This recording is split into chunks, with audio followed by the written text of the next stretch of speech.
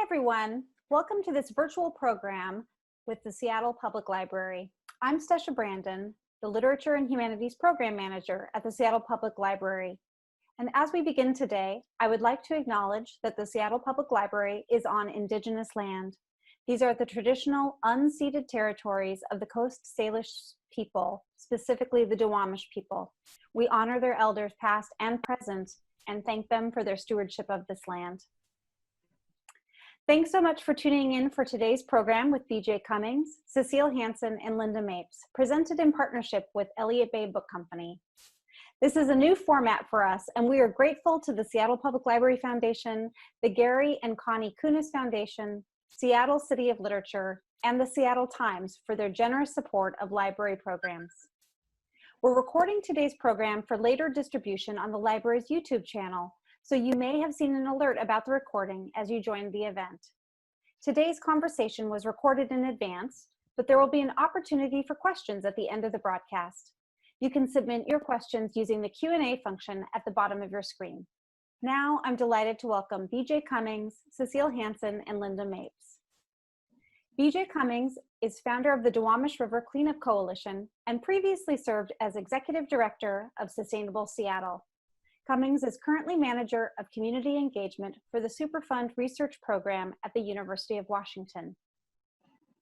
Cecile Hansen, the great-great-great-grandniece of Chief Seattle, has served as the chairperson for the Duwamish Tribe since 1975. As the elected chairperson for the Duwamish Tribe, she has worked with the Duwamish Tribal Council and Duwamish membership to promote the sovereignty and treaty rights of the Duwamish. Linda Mapes is a reporter at the Seattle Times, specializing in the environment, natural history, and Native American tribes. She's the author of Witness Tree, Seasons of Change with a Century-Old Oak, Elwha, A River Reborn, Breaking Ground, and Washington, The Spirit of the Land. The panelists will talk about BJ's new book, The River That Made Seattle, A Human and Natural History of the Duwamish. It's available for delivery or curbside pickup through our partners, Elliott Bay Book Company, and their website is elliottbaybook.com. Welcome, everybody. Thank you. Thank you.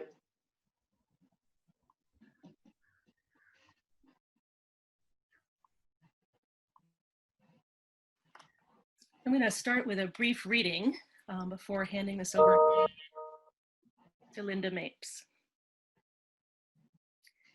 Seattle's first official act when it incorporated in 1865 was to prohibit Native people from living in the city. Assigned to reservations outside their homeland and banished from the city they had helped found, the Duwamish had few options: merge with another tribe, assimilate into settler society, or go underground. A large number of Duwamish people returned to their Black River homeland under the leadership of Sub-Chief William, who had refused to sign the treaty. Unwilling to leave the land where their ancestors were buried, they either lived and worked in and near the towns or retreated farther upriver to avoid conflicts with the settlers. In a last-ditch effort, a full decade after the Indian Wars, the remaining Black River Duwamish, numbering about 275, once again lobbied the superintendent to put aside a 160-acre reservation for their use, a piece of land no larger than the property claims granted to single male settlers. In 1865, the newly appointed Washington superintendent, W.H. Waterman, visited the Black River settlement. Convinced of the rightness of their cause, he cautioned, "The Black River Indians residing near the confluence of the Black and White Rivers claim that they were not represented in the Treaty of Point Elliott. They are unwilling to leave their present place of abode and ask to have a small tract of land there reserved to them. My own judgment, after visiting them and counseling freely with them, is that nothing less than the reserving of the land where they are and the guaranteeing to them the right to remain on it will satisfy them." Waterman pressed on. "The white settlers in the neighborhood desire to have them remain among them, that they may avail themselves of their labor, yet at the same time, they are unwilling that they should have a reservation where they are, because they, the white men, want to appropriate the valuable bottomland which they occupy. But I have no doubt of the propriety of giving the Indians a small reservation at that place. King County's settlers squelched his proposal. They responded with a petition objecting to the reservation as injurious to themselves and unnecessary to the Aborigines, quote.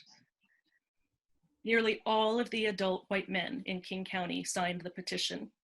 The superintendent's proposal for a Duwamish reservation on the Black River was rejected.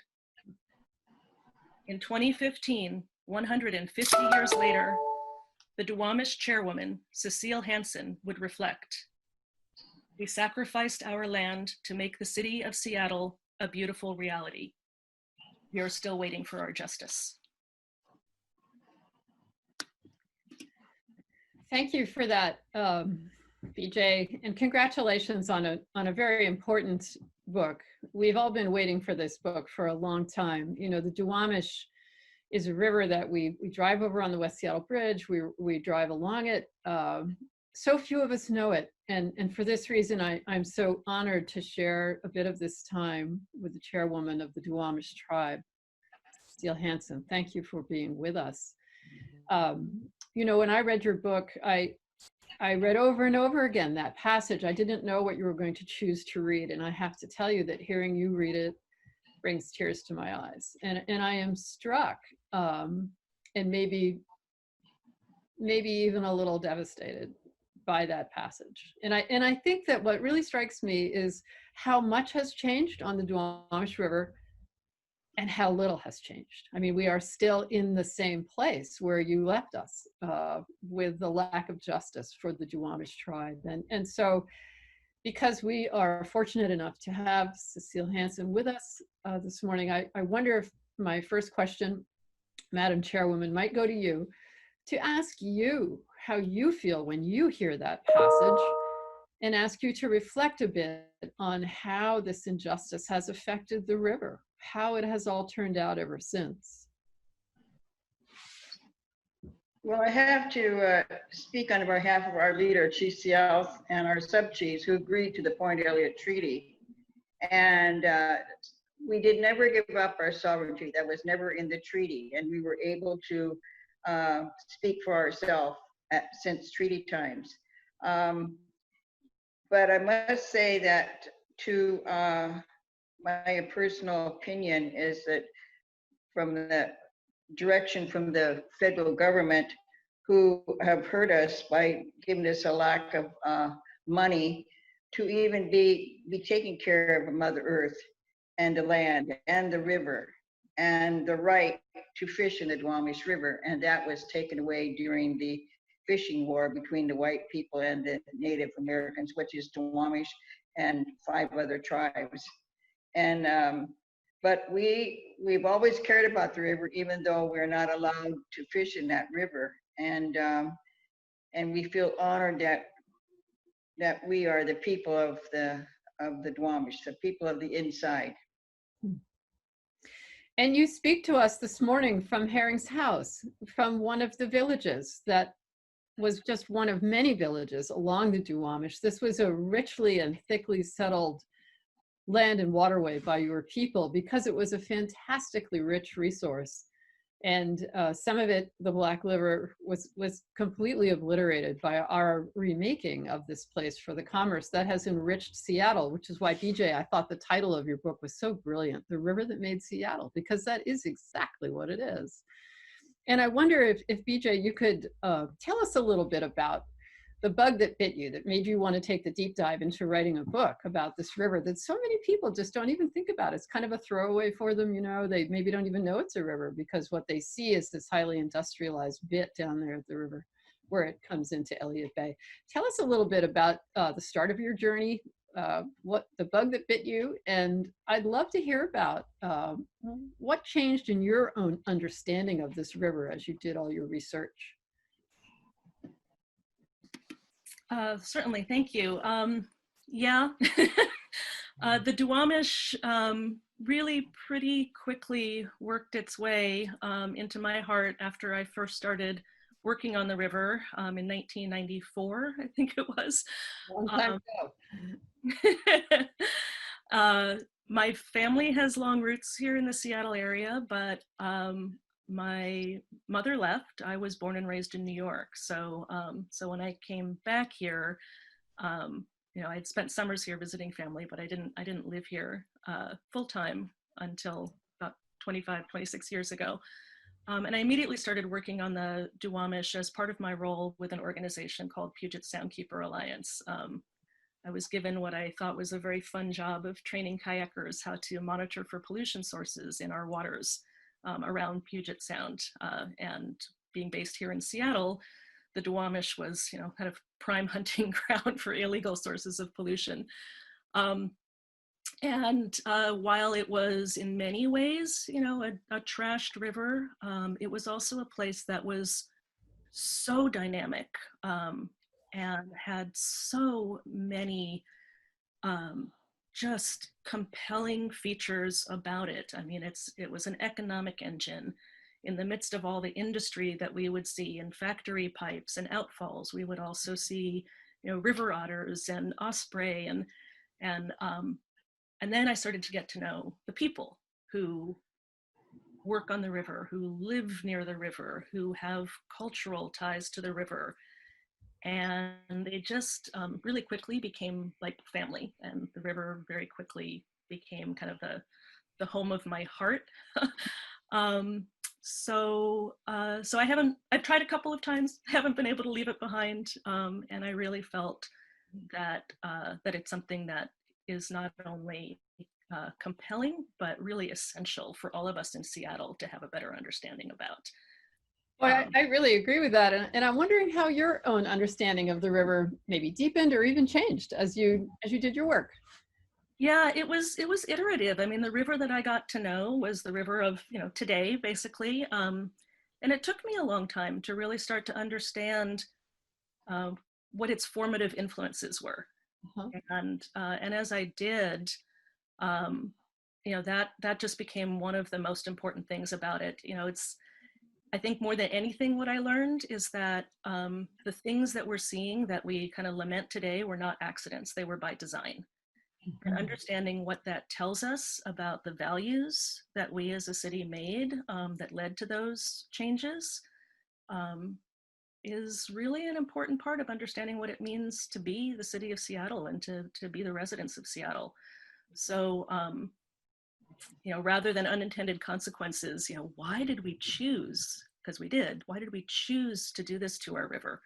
And since we did choose to do those things, what does that mean about the different choices we can make now? And I think that's where we can all be a little bit optimistic. Well, that's good to hear. And that leads to my next question for Cecile Hansen, which is, I wonder if you could unpack for people who are new to the river and maybe haven't yet read BJ's Crackerjack book, if you could just let people understand a little more just how deep and broad and rich the presence of your people is in this place. There were villages, there were seasonal camps, how long your people were here, and what a place of abundance it truly was. And it was very clear to me in reading BJ's book that the newcomers, the settlers, never would have survived without the help of your people. It would have been over quickly. And we'll talk more about that decision on behalf of the earlier Duwamish, your ancestors, in a minute. But could you just reflect a little bit for us, Cecile, on the wonder of this place, its richness, and tell us how many villages there were and a little bit about where you're sitting there at Herring's house. Well, I must tell you that it is a historical fact that we had villages all along the waterways, which is Duwamish, Lake Washington, Elliott Bay, and of course along Alki. And we were here in our villages all up and on up, and you mentioned Black River and that village too, until a sad thing happened and Black River was erased and that village disappeared. But we have always, even though we were forced out of the off the river because they didn't want us there and they didn't want to give us a reservation. That doesn't mean that we didn't really care about the Duwamish River, where our people fished right up until we were forced away. But that doesn't matter. We honor this river, and they haven't changed the name of the river, and we support the river, and to have people be by the river in different spots. In fact, in the 70s, I remember being at this park in Venus Park, and it was at South Park, where a delegation from the city of Seattle came on a barge, got off, and dedicated this little tiny acre, I don't know, it wasn't very big, to the Duwamish tribe. And that park exists today. It doesn't have a good name on it, but I like going down there, and when they have gatherings, and that's where they have gatherings, and they have all kinds of events, and I've had the chance to speak at these events. So I'm sure everybody knows where this park is, and I'm glad it is. Anyway. Me too. And that last bend in the river that remains is a place to stand and reflect. And you can still see the shell midden there from the thousands of years of occupation of your people. And that helps make this history be real. It's not abstract. And BJ, I'm so grateful to you for bringing that history before us and helping us understand this river that made Seattle. I was really struck as well, BJ, as you drew out the history of the decisions made by Chief Sealth and others, how to deal with this onslaught of newcomers coming more and more, and hearing as well from their relatives about the already thick settlement that was coming elsewhere, knowing it was coming this way. And I try to think, what must that have been like for them to try to think, well, what do we do? And there was no one answer. Different people felt different ways. And then the irony of the fact that the decision to try to live in peace and coexist in a multiracial, diverse society with these newcomers, that was a strategic decision. And then to have it come out the way it did is all, to me, it was just so poignant, the telling that you lay out in the first chapter of your book. And I wonder, Cecile Hansen, Chairwoman, if you could just talk a bit about that decision by your ancestors, and also the predicament that they found themselves in. Here they had been since the ice melted back. This was their home place. And then suddenly strangers start to arrive. And could you talk a little bit about the predicament they found themselves in and the strategic decision to try to coexist as best as they could? Well, the historic fact is that we were forced away from the villages on the Duwamish River, but that didn't mean that we disappeared. Yes, we might have went to other tribes. As you know, we share the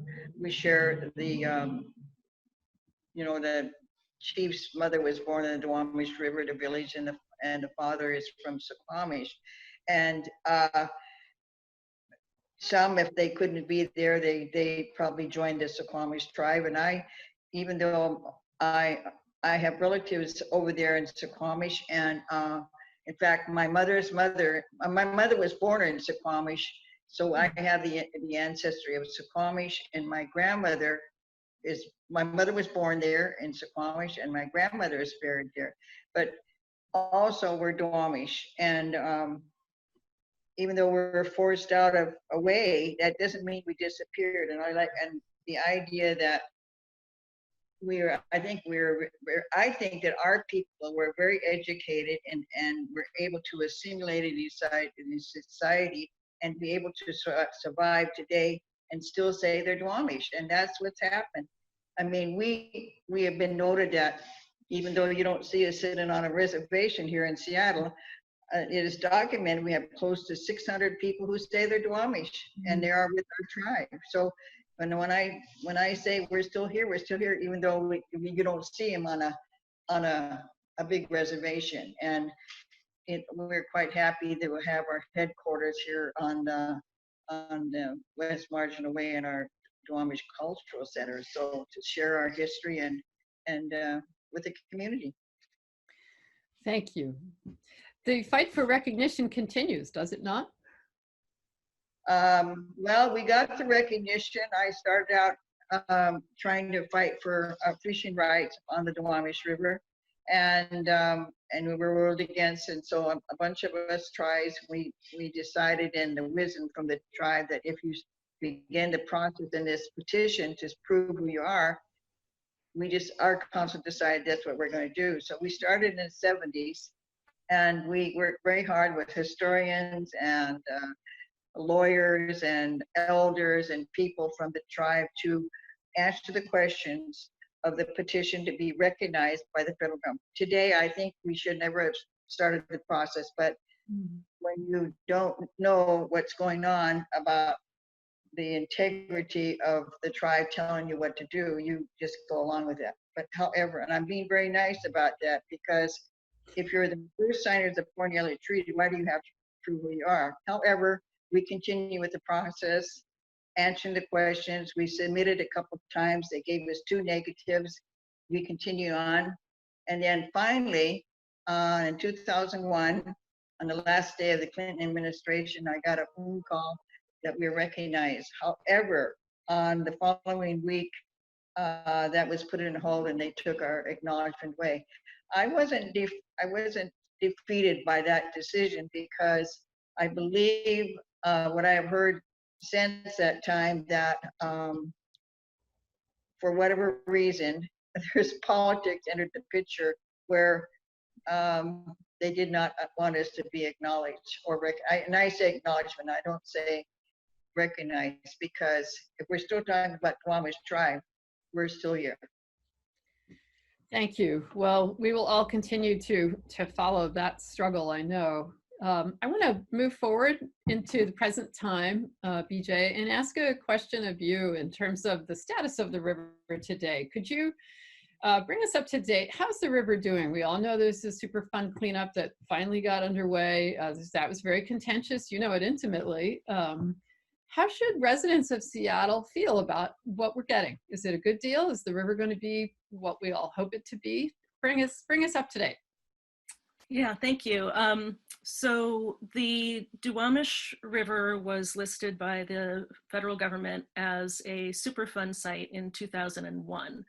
And essentially what that meant is it was a acknowledgement that it was one of the most polluted hazardous waste sites in the country, and that the law required that it be cleaned up. So we are nearly 20 years now into that process of a river cleanup, and we've only really begun to scratch the surface. So that said, there has been some really wonderful progress that has been made in this past 20 years. The Environmental Protection Agency first identified a series of kind of the most polluted hotspots within this Superfund site. So the worst areas within the worst sites, and designated them for what they called early action cleanup, which meant they were to be fast tracked and not wait for the whole 5.5 mile long cleanup plan to be finished. Mm-hmm. And a handful of those early action sites did in fact get cleaned up and have removed an estimated 50% of the PCBs from our river, which is one of the most toxic chemicals we have here, and builds up in fish and gets transferred up the food chain to orcas and to human beings that fish here. So that's progress. You know, we have a 50% reduction in PCBs. We have a long way to go. Because that other 50% continues to poison the ecosystem, continues to poison our salmon, our orcas, and the river's fishermen. So it's progress, but it's only the beginning. I also am really grateful and inspired to see the habitat that has been restored along the river in that time. Very often when you have a Superfund site, the whole cleanup will be finished before any habitat is built whatsoever. And we were able to fast track habitat restoration for the Duwamish. So you're now able to go to places like the shoreline across the street from the Longhouse, and see both original, because it's the last place where there's any original habitat left, and restored habitat along our river. You're able to go to South Park and see brand new habitat, both across the river at the old Boeing facility, and right on the South Park waterfront. Habitat is being built now today. So there are some very promising signs going forward, but it's going to take us at least another 20 years before we're done. That's a long time. That's a Yes, long that is time. And it's a long time to ask the Duwamish people to wait, and it's a long time to ask the orcas to wait. I think one of the big surprises for me about this river and studying the extinction crisis of the southern residents was to realize that the Green, which feeds into the Duwamish, is actually one of the most important sources of salmon for the southern resident orcas. People love to talk about the orcas, but they forget about the salmon that sustains them, and they forget about the inland areas that sustain them. That is to say, the forests and the near shore and the estuary. And in a place like the Duwamish Green, this area is actually still under attack. I mean, there's a very big debate going on right now about whether to wall off even more of the Green River for industry and protection of development. And you know, this is very much in the hands of the local government. The King County Council also sits as the King County Flood District, and there's a real question about whether the Green River, which is already 83% behind walls, will be even further hardened and walled off from the river. And that has real consequences for the salmon that feed the southern residents, and the salmon that are relied on by the Muckleshoot Indian tribe, and for the health of the river. And I think that, you know, people think that it's all over for the Duwamish, either that it's spoiled beyond fixing, or that all the relevant land use decisions have already been made. It's all in the past. Would you correct that, BJ? Tell us, fix that. Set people straight. There will always be more decisions to make, in addition to needing to clean up the river, restore habitat, find a new balance, you know, between industry and human use and ecological services. You know, we have to restore that balance. And once we've done so, we're going to need to steward it for time immemorial, right? There will always be decisions. There will always be pressures to undo that balance again. So I think we need to recognize that even 20 years from now, when the Superfund cleanup is done and EPA releases its authority here, our children are going to need to be the long-term stewards, and theirs after them. Right. It's always in motion, isn't it? And I think one of the things that I also hear out there is it's too late for the Duwamish. It's not worth spending any money on the Duwamish for their habitat fixes. You should save it for other places that aren't already wrecked. I'd love to hear you respond to that, Chairwoman Hanson. Is it too late for the Duwamish? Oh, did we just lose Cecile? I think we did.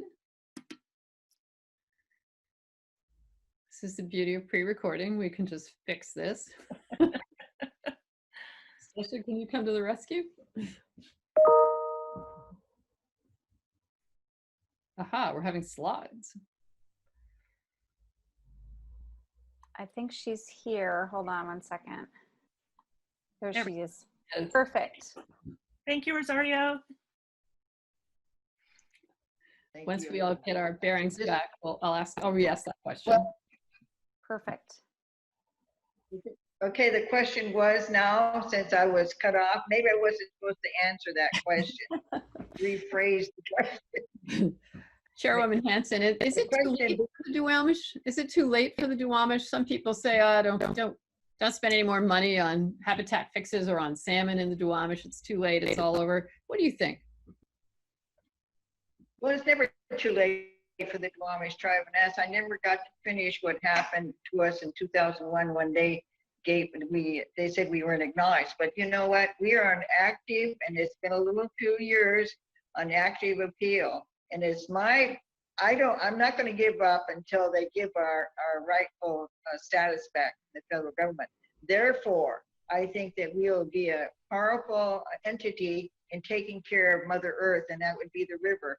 And even though I've been advised by my family, are you going to retire? And I'm not going to retire until they fulfill the promises of the first people who signed the Point Elliott Treaty, that they should be fully acknowledged by the federal government. Therefore, being the host, the rightful host of Seattle, and they named the city after our chief. Therefore, our people should be respected. And it's my feeling that when we signed the treaty, they said that they financially would take care of us. That certainly gives us the financial programs or the monies to take care of anything that's going on, especially to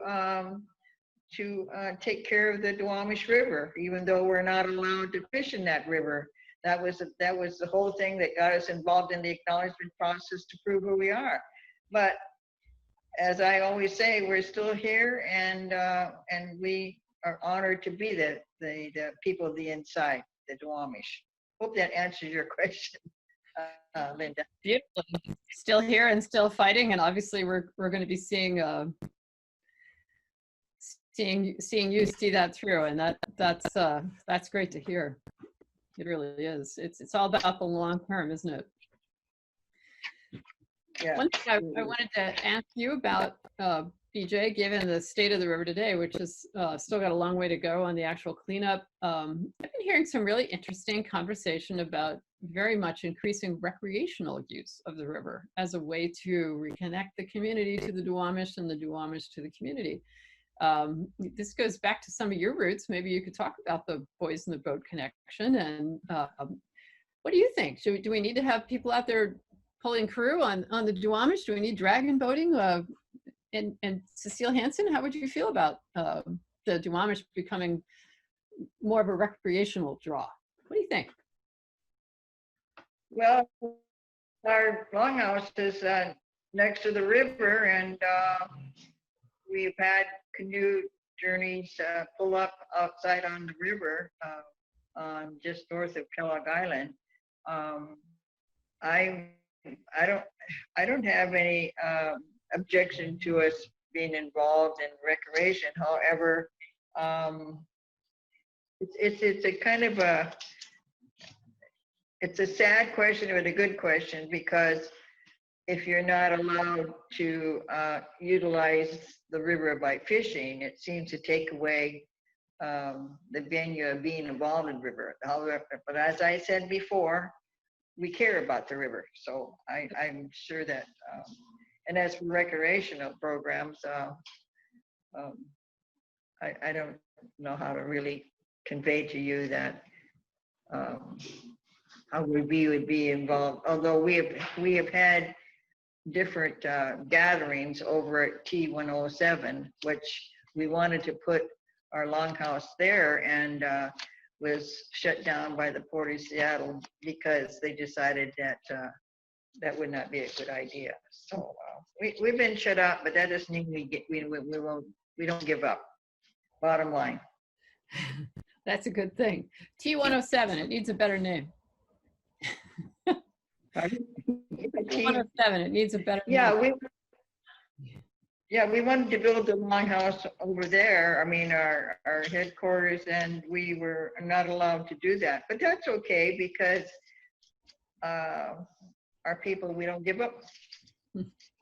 Thank you. We're still here. BJ, what do you think? Dragon boating on the Duwamish? What do you say? Well, T107, by the way, is about to get a better name. That. The Port of Seattle is in the process of renaming all of its public access parklands along the Duwamish, including T107. So by this time next year, we should have a name that hopefully reflects the value and the history and the culture in this area, there and elsewhere along the river at their properties. So that's a positive move forward. The recreational question is a really interesting one, and I've watched the river become more used for recreation over the last 2 decades. And I think that, I think you don't care about and you don't steward what you don't know. So, you know, I certainly myself have introduced hundreds of people to the river because you need to meet her in order to take the next step, right? So in that sense, it's been really positive, but I think we also need to be very cognizant of the fact that many times our green spaces and our blue spaces turn into recreational playgrounds, and in a way that is either not respectful or gentrifying and displacing people who really rely on those resources. And I think the balance between those things is really, really vital to a successful cleanup and restoration and reopening of the Duwamish to its communities. Thank you. One of the unexpected things that's come up since you started work on your book is the come apart of the West Seattle Bridge. And I'm wondering, is there any potential upside for the Duwamish and its restoration in this now big, deep dive we're all going to be taking into the future of the West Seattle Bridge, apparently the Low Bridge too? Just wondering if there are any possible benefits for the focus that's going to be coming to this part of our city now because of this bridge coming apart. Anything good for the Duwamish in that? Anything bad for the Duwamish in that? I don't know that this is going to have a positive influence. However, I'd love to see whatever it needs, whatever we decide to do about the bridge, I'd love to see that creatively leveraged, right? In a way that in a way that it could have a positive influence on the river. There's certainly some opportunities for that. It's just a question of vision and will and the dollars that go along with that. But right now, I think we have an immediate and a short-term issue that we need to deal with, which is that at the moment, the closure of the bridge means more traffic, more pollution, and more impact to places like the Duwamish Longhouse, which has just now been inundated with drive-through traffic, preventing access between the Longhouse and the river. And the Duwamish Valley communities of South Park and Georgetown have absorbed all of that traffic impact from the West Seattle Bridge. And that's causing real immediate health problems and safety problems for those communities right now. And we need to focus on that first. Good point. And I think that has not been enough on everyone's radar. And once again, those impacts falling on the very same people who have already absorbed such a disproportionate share of the industrialization and the profit that's brought to the city by the river that made Seattle. Yeah. I want to circle back to something you touched on earlier, BJ, about these were not unintended consequences. These were decisions that were made to treat the river in this way. I had a conversation with Carl Thrush, the historian at UBC not too long ago, and he talks about the people of Seattle being haunted by an unreconciled history, that they really have not adequately owned, thought through, processed these decisions and taken them and put them in front of us all that, okay, you know, we did this collectively, we did it to our profit and benefit. And you raised the very same issue. And I wonder, as you worked on your book, you know, what really are the lessons of Duwamish that we should all take? And what are those lessons, and have we learned them going forward? And I'd love to hear your take on that too, Chairwoman Hanson. Defer to Cecile to answer first. Lessons of the Duwamish. Regarding the traffic?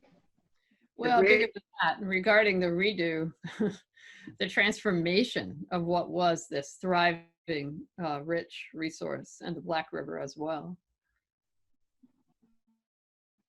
Well, I don't think it's helped our tribe. You know, we're out the outsider, even though we might be along the river. And then the mention of the bridges being broke down. The thing that really bothers me on behalf of the businesses and the Longhouse along the river is that nobody is going 30 miles an hour. And you have to just move along if you don't. I was coming in here this morning. I have to mention this because I was coming around to the Longhouse this morning, and a car zoomed behind me and took off. It was going, I swear, 70 miles an hour to, maybe there was emergency, but it was a little sports car. See, this is dangerous for everybody along the river who would have to travel West Margin away from West Seattle. And I'm saddened that this is happening to everybody that's coming from West Seattle, has to you know, endure this tragedy of the West Seattle Bridge. And I'm saddened by it all. Yeah. I'm really saddened by it because of the traffic, the impolite driving, and anyway, but I've heard so many people, we went by and we see that you're open. Well, that's nice to know. We do get visitors, but also we have to be careful of visitors coming in our Longhouse, because you know somebody can gather. I wasn't able to be here on Saturday, but BJ, was it a nice gathering for everybody regarding your book? Yeah, we launched, did the initial launch of the book at the Longhouse this past Saturday, or a few weeks ago on Saturday. And, you know, Linda, to your question, one of the things that I talked about a lot at that event, Cecile, is with regard to the lessons of the Duwamish, kind of step way back and just say that, you know, the lesson I think that we all need to keep in mind is that history shapes us. You know, it's not something that happened in the past. It's something that we continue to carry with us today. We carry it in our landscape, we carry it in our policies, we carry it in our attitudes. And, you know, it really determines not just who we are and have been, but how we absorb those lessons and view them also defines who we can be moving forward. And that's what I hope to keep in mind, and what I hope to be able to impart a little bit with this book, is that the history of the Duwamish, what we've done here, has shaped us and given us an opportunity now to reflect and decide what values we want to take from that and what decisions we want to make to move things forward. That's beautifully said. And, you know, I think that I'd really like to hear from each of you in closing your vision for the future of the Duwamish. I will say, let's not give up. This is very, very important issue, and for everybody, that we don't give up. And I applaud PJ for being a person who cared enough to work on the river and to write write her book about the historical facts regarding the Duwamish River. Congratulations. Thank you so much, Cecile. Vision. My vision's really been shaped by a lot of the people I've gotten to know, and those who those who have listened to me over the last decade. This won't surprise them. My vision is really that we're moving towards making the decisions that will allow this to be a river for all. A place where we can have new economic opportunities, a place that is healthy for people to fish, whether for food or for cultural connection.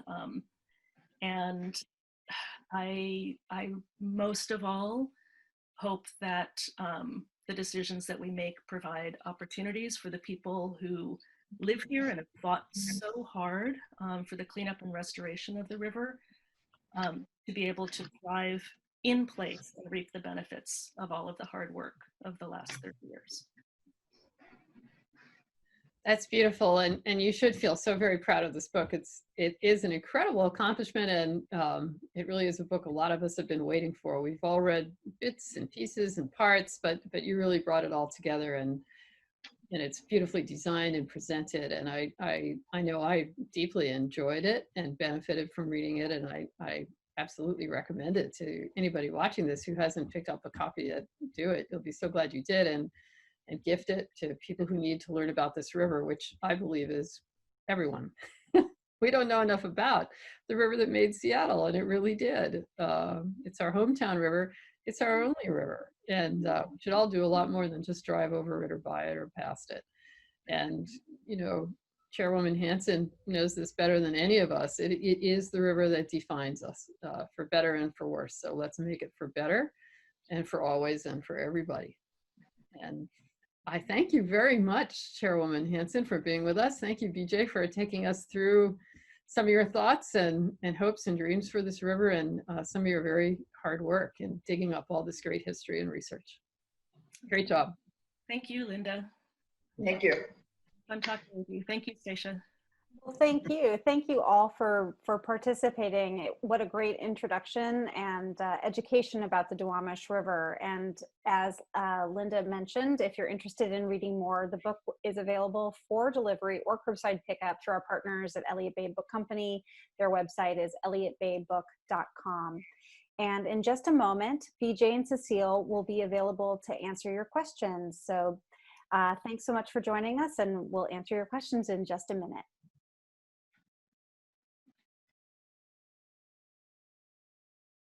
Hi, everybody. Thank you so much for joining us. And thanks so much. I see BJ here. I'm not sure if Cecile has joined us yet, so that might take a moment. But it looks like we actually have a question, BJ, that you can answer while we're waiting for Chairwoman Hanson to join us. The first question I have is, do you expect EPA rollbacks to affect the cleanup? I don't know what to expect anymore. So, however, starting with that, in the short term, without some significant additional changes, rollbacks, however you want to look at it, I don't expect it to have the kind of devastating impact that I think is happening to a lot of our other environmental laws and decisions and activities around the country, largely because this cleanup decision was made and finalized before the rollbacks began. So we have a plan in place.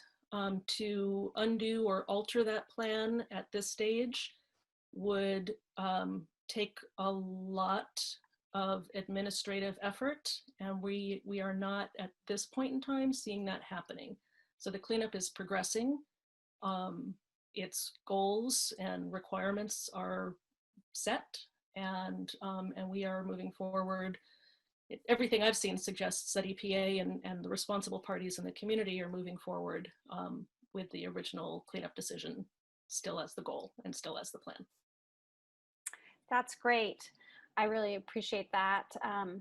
So it looks like we are getting Cecile Hanson logged on here, but can you talk a little bit while we're, oh, there we go. There she is. Hello, Chairwoman Hanson. Hello. Thank you so much for being here. Oh, it looks like we're getting the audio working here. Wonderful. Hello, Cecile. Around the table. There we go. I know. I feel like we're there with you at the table. Okay. I'm a long way away, though. Yeah. So I was just going to ask BJ to talk a little bit about working with you, but perhaps you'd like to say a little bit about the role that the Duwamish had with BJ in the book, or have you worked together helping with the research on that, or were you just there to help bolster? Well, we didn't work one-on-one with each other. I just knew that she was writing this book, and she's a very smart and intelligent lady. I think she did a great job on the book.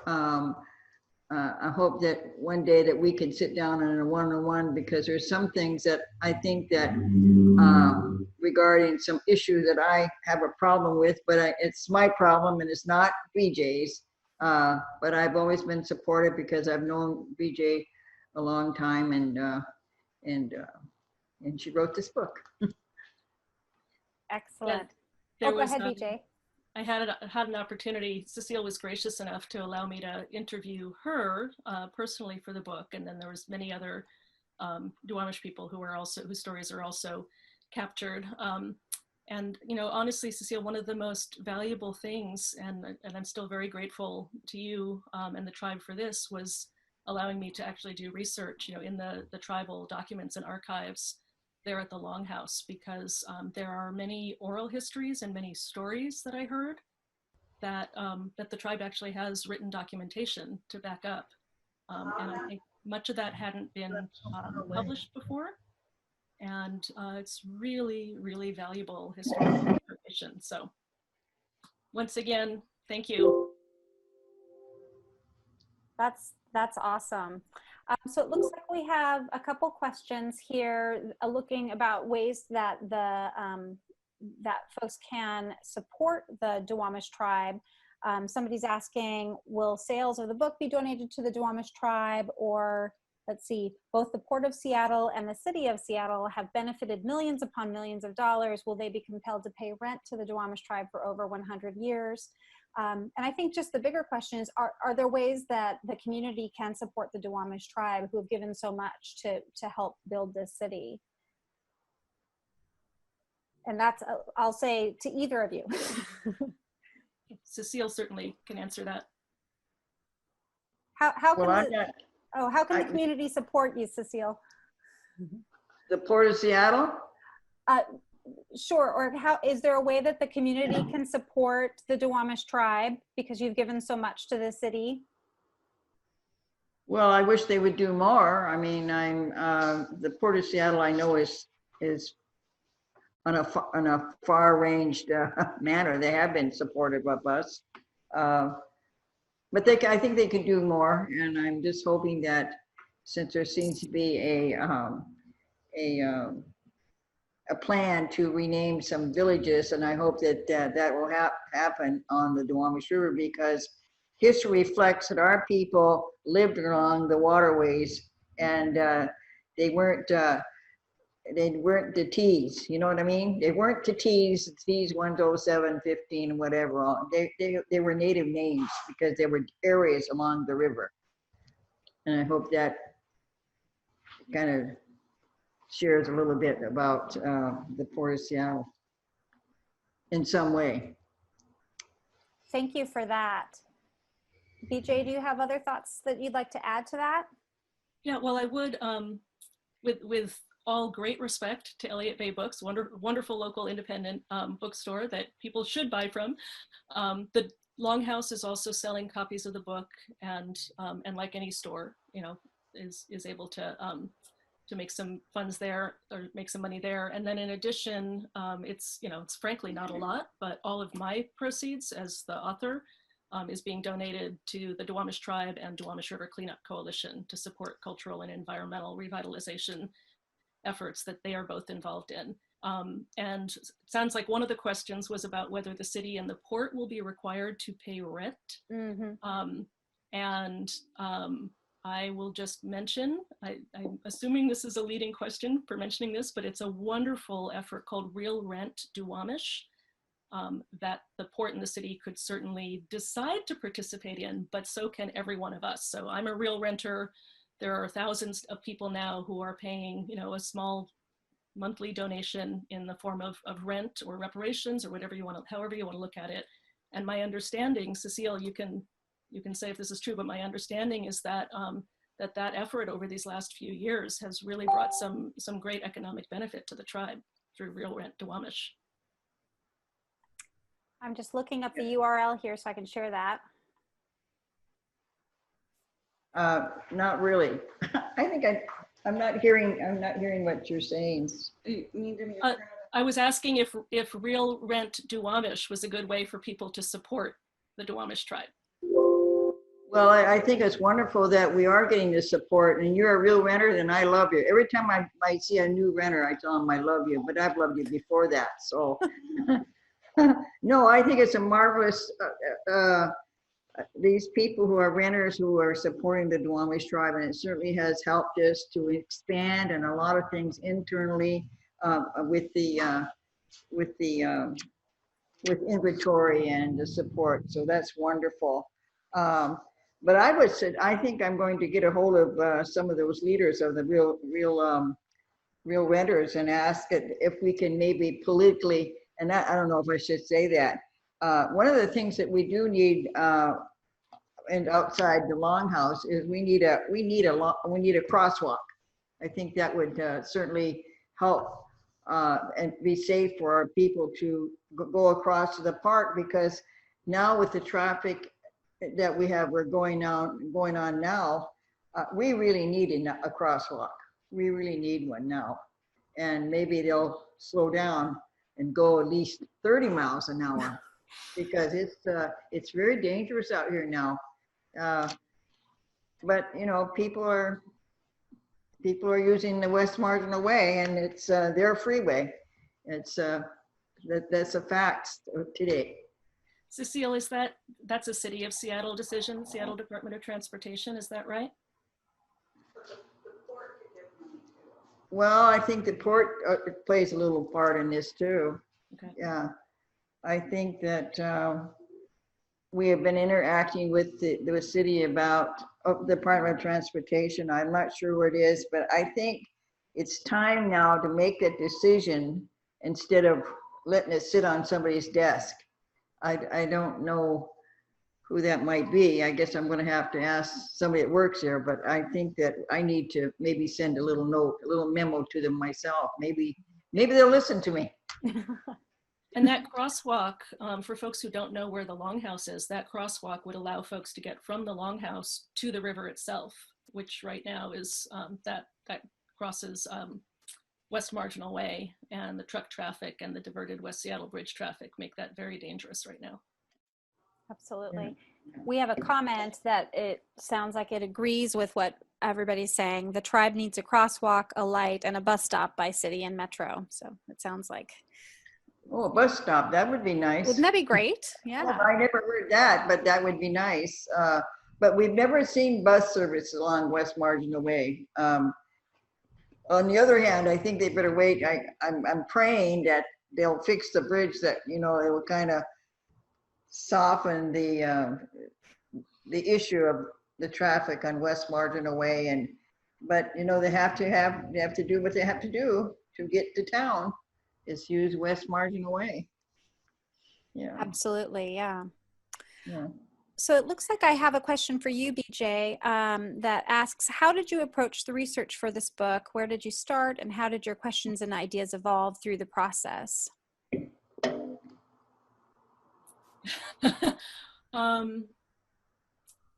I had been learning a lot about the river's history myself, becoming more and more interested in it. And when I say the river, I mean the river and 7 generations of immigrant history, and then of course, you know, Native history preceding that, and since then. And it just started to become very apparent that people today, both community in general, but also leaders in this area, elected leaders, city leaders, port leaders, were making decisions without any understanding of what the river's legacy has been, what the community's legacy has been, and particularly, you know, what the history of injustice and displacement has really meant, and you know, how we carry forward the scars of a lot of those decisions today. And secondarily, I got really tired of people saying, there's a river in Seattle? You know, I don't know anything about that. So, I felt like it was very important for us to understand the river in order to understand our own history, and in order to make better decisions that were more protective of such important parts of our culture, as well as our environment moving forward. Yes, thank you. I think the thing that struck me from your earlier interview with Linda and with Cecile was just the idea that these were conscious decisions that we made, and now we're reaping that, and we need to, deal with that. And I think that's super important for us to remember as we're looking forward and trying to make right what we've done in the past. Yeah, and kind of to a secondary part of that question, how did I go about doing some of this research? Really, what it became more than anything, and I hope this is apparent to the folks who have read it, is it became really important, really obvious that it was important to understand the stories of the people who have lived through these changes and these histories. And there wouldn't be a book today if there weren't folks who felt compelled to share their stories, who felt it was important to compel me to write them down. And that's those stories are our history. So that's and after 2 decades of work here, it was really clear that I owed it to many of the people who have dedicated their life to this river to try to package some of those stories and get them recorded and understood as part of what Seattle is and what we've been through.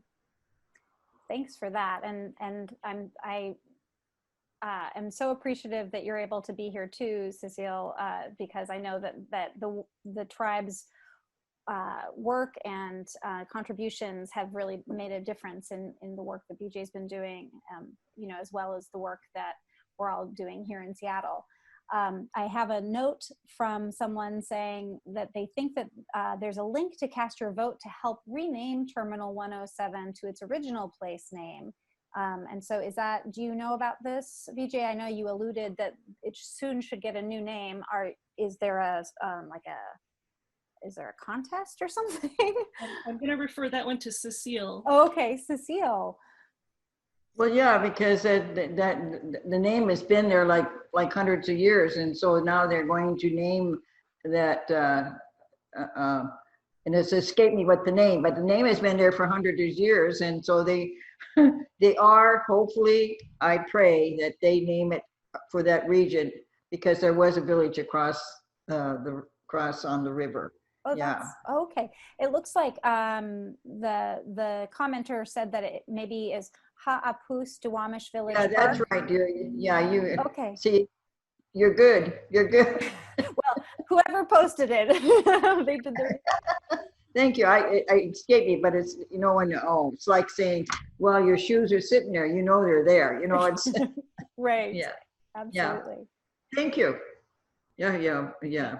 There are 6 port parks.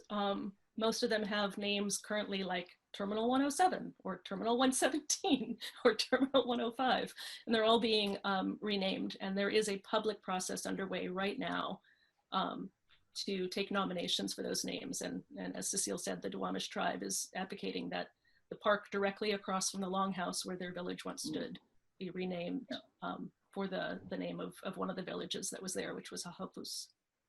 Thank you for remembering the name. I posted that in the chat so folks can take a look if they'd like. Well, we're coming to the end of our time here. We have time for one more question if anybody wants to pop into the chat. Otherwise, I can thank our esteemed panelists for joining us. I'm not seeing any other questions popping in. So I'll say I'm so grateful to you both, Cecile and BJ, for being here. And of course, we're very grateful to Linda Mapes for conducting the interview a little bit earlier. As we've mentioned, BJ's book is available both through the folks at the Duwamish Longhouse and also through our partners for tonight's event at Elliott Bay Book Company.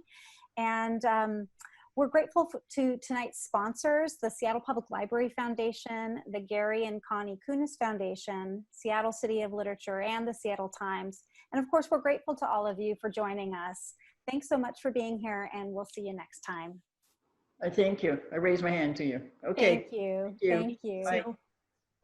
Good evening.